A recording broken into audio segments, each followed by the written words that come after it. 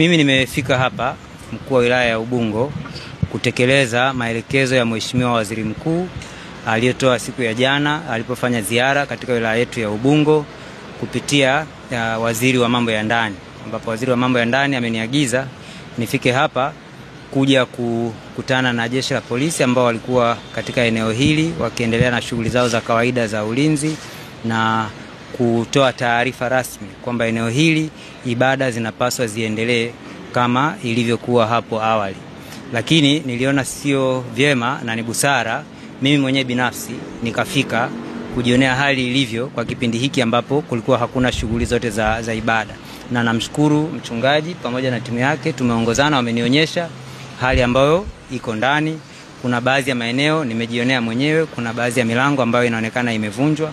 Kwa najua na nataka hili niliweke vizuri ili lisitoe nafasi ya kuleta misuguano, kwamba sasa nimwagize baba mchungaji hapa pamoja na timu yake kwa taratibu kabisa, wao wakae wapitie eneo lao lote waangalie, kwa sababu kwa maelezo ambayo walinipa awali na hata mara ya kwanza tulipokutana wakati wanatoka katika eneo hili hakukuwa na makabidhiano. Kwa hata leo ndio maana unaona hakuna anayetumia neno makabidhiano, si ndivyo? Kwa sababu maelekezo ni kuruhusu shughuli za ibada ziendelee hapa.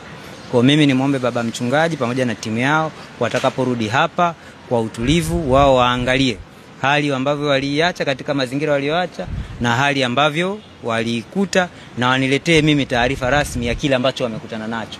Wasiwe na wasiwasi wowote au woga wowote kuja ofisini kwangu kuniambia bwana mkuu wa wilaya, baada ya wewe kufika katika eneo lile na sisi kurudi kwa ajili ya ibada, hali halisi tuliyokuta sisi ni hii hapa.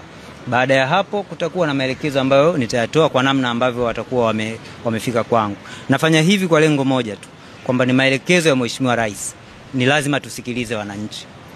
Sasa siwezi juzi tu Mheshimiwa Rais ametoa maelekezo ya kusikiliza, alafu mimi nifunge milango ya kutokusikiliza nini ambacho baba mchungaji atakuja kuniambia. Kwa mimi nitakuwa tayari kupokea na kusikiliza kutoka kwao baada ya wao kuwa wamerudi katika eneo hili. Lakini pia vile vile jambo la pili, niliona baadhi ya watu baada ya tamko lile kutolewa, kuna watu wengine walishukuru, wengine wakakebehi, wengine wakafika mahali wakasema kwamba huu ni mtego wa kumtafuta mchungaji Gwajima.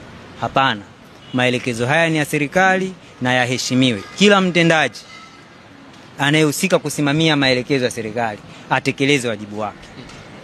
Hilo ndio la muhimu. Asije akatoka mtu akapotosha maelekezo ya waziri mkuu au maelekezo ya Mheshimiwa Rais na kuja kuleta jambo ambalo lingine tofauti. Hapa ni eneo la ibada na litatumika kwa ibada. Hakuna maelekezo mengine yoyote ambayo Mheshimiwa Rais au waziri mkuu ameyatoa. Kwa hiyo sitegemei kwamba kuna mtu yote mwingine ataenda kutafsiri anavyotaka yeye, atengeneze hofu, atengeneze mazingira. Hakuna sababu kama hivyo.